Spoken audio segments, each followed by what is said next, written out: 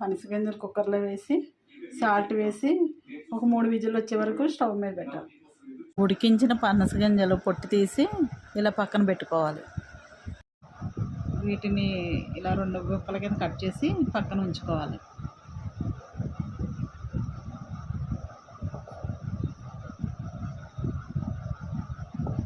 అన్నిటిని ఇలా కట్ చేసుకొని పక్కన పెట్టుకోవాలి. వీటిని తాలింపు పెట్టుకోవాలి. తాలింపుకి కావాల్సిన పదార్థాలు: 1 స్పూన్ ఆవాలు, 1 స్పూన్ జీలకర్ర, 4 ఎండుమిరపకాయలు, 2 రెబ్బల కరివేపాకు. స్టవ్ వెలిగించుకొని బాణలి పెట్టి దాంట్లో ఒక 2 స్పూన్లు ఆయిల్ వేయాలి.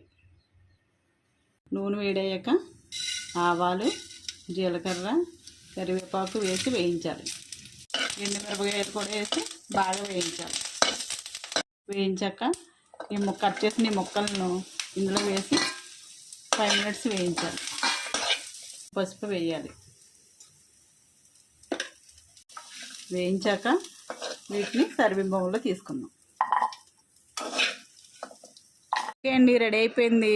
ఎంతో ఈజీగా చేసుకునే పనసగింజల స్నాక్స్ రెడీ. ఈ వీడియో నచ్చితే లైక్, షేర్, కామెంట్ చేసి మా ఛానల్ని సబ్స్క్రైబ్ చేయండి. Okay, thank you.